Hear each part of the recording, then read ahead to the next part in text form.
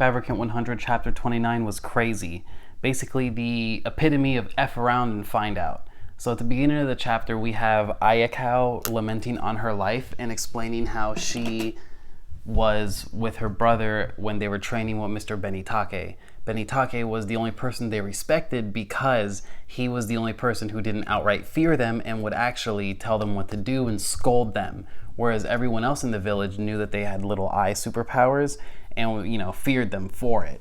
But that's really like second banana to what the true star of this chapter is, which is what we all know and love. Fabricant 100 destroying Fabricants, and it's amazing. Like, what she does to the Ishibi clone is hilarious. The Ishibi clone had, first of all, the worst plan I've ever seen in the history of bad plans. This is the worst one. So, like, think of all the bad plans you've ever seen in anime and manga history, even in cartoon history, and they don't matter, because this is the stupidest one yet. You know who Fabricant 100 is. You are a Fabricant yourself, and your number is not 100, right? So let's get that out of the way. And you choose to just run at Fabricant 100 dressed as a Shibi, not knowing the whole story. So that is mistake number one, right?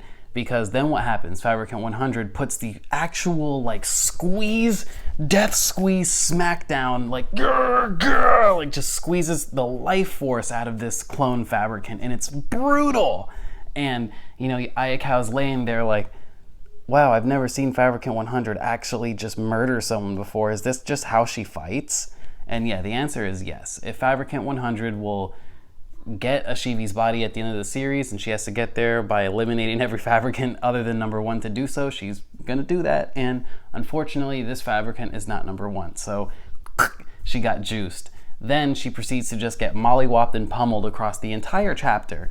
While Ayakao and Ashibi are just like, and Ashibi's like, hey, how did you know that that's the real one? And she straight up says, well, you would have healed, so I went crazy.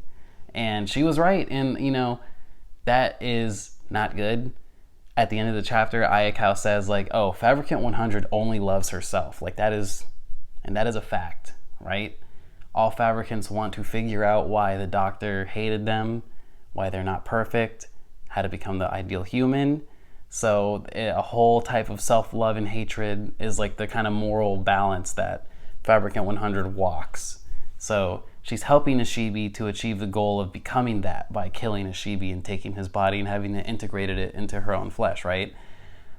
But she also seems to have been showing signs of caring about Ishibi lately, but we all know that's basically moot at this point, because now that Ishibi can heal himself, she doesn't seem to be worried about his body or any injury he takes or incurs, as long as she remains by his side.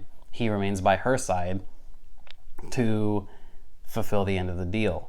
Now, we've already talked about this on this channel. I hope Ishibi gets the will to live. I hope she goes back on the deal, one of the two or both combined, and they live somewhat of a normal life, or maybe they just have to take out Fabricant 100 at the end of the series.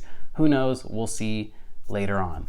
But the focal point of this chapter is Fabricant 100's brutality. I think Enoshima wanted to showcase a real destruction on behalf of Fabricant 100 to show us, remember, just because she doesn't have a bunch of arguments like 91 doesn't mean she isn't the absolute boss woman, because she is. What she did to that Fabricant, the squeeze of death, beating them around and tossing them across the room like it was nothing, and just running up and punching that Fabricant so hard that blood goes everywhere, like that. Whew. And I'm very sorry for reacting late to this chapter. I've had a crazy week, so sorry about that. Like I said in my community post, I'm going to hold myself to a higher standard, and from now on I'm going to start releasing Fabricant 100 no later than Tuesday of every week. So if it's not up on Sunday or Monday, assume I was busy, but it will be up on Tuesday. You can bet on that. So I also started a new job. So that means on Monday and Tuesdays, if I do film and I do have a video up, it will be after 1:30.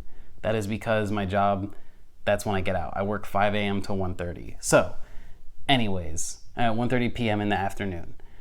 But again, back to Fabricant 100's crazy display of brutality and strength here. this is something we can't overlook ever again. Like, we have to remember this going forward in the series for whenever she has like a soft moment with Ashibi, because in the back of her mind, Ashibi is the end goal. And until we get confirmation that she is going to let Ashibi off the hook, we need to be wary now, because now she knows that Ashibi can heal. So she might start abusing Ashibi soon enough. And that's really something that I fear. If she can hook Ashibi into an abusive relationship, that will weaken him all the more to wanting to sacrifice himself. So, with that being said, I've been Merch Hunter Ricky, and that was a Fabricant 100 review. Thank you for watching. I appreciate you all, and have a good one.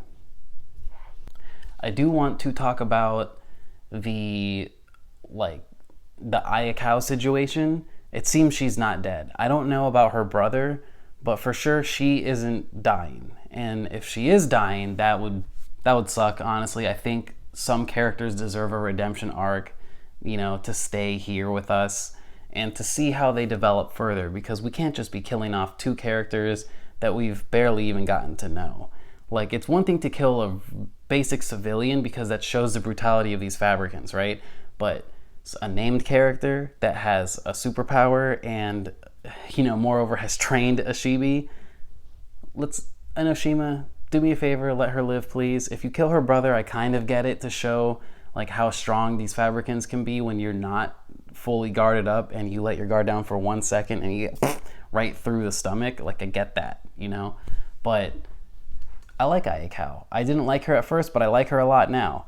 And, you know, her backstory, I didn't really focus on it for the main part of the video, but, you know, it's very important to see that she blames herself for her master being taken, because the Fabricant assumed the master was the one responsible for these two kids' success, when in reality, he was just being tolerated by the two children, and the two children respected and venerated their master so much that there was nothing they could really learn from him other than manners. And that's something very interesting, considering that the doctor does not instill anything really into these Fabricants other than like a self-hatred disorder that causes them to go around dismembering people and trying to integrate them into their bodies. I think it matters a lot when you see an example of the Mort Safe's leader, for example, who is not really a nice person and doesn't really give out good advice. Like, she gives out advice, and it's decent, sufficient advice, but it is not super nice advice. It is not nice girl advice. It is not nice boy advice. It is just advice. And, you know, she told Ashibi, yo, if you're gonna go cry, do you mind crying away from my star fighter so he's not wasting his time consoling you? Wow, you know? And, you know, her master got straight snatched up by a Fabricant one day, and that was that. And now we know that that's why they joined Mort Safe, most likely. And, you know, I like Ayakawa. I hope she lives. I assume her brother's dead. We have not seen him. Maybe he'll come back out of nowhere and rescue everyone in the chapter or something. If that happens, remember that. But for the most part, I think that he's done, and Ayakawa will now shine and, you know, live up to her brother's standards. Maybe have a character switch, a little bit of development, and be more like him. Maybe we'll see her taking her jacket off for people and consoling babies and whatnot, you know? But all in all, I'm really liking the way this manga is coming into its own. I think after 29 chapters, chapter 30 is going to be something big. I hope so anyways. I've been Merch Hunter Ricky. Just some ending video thoughts, because these videos tend to be really short when I review them.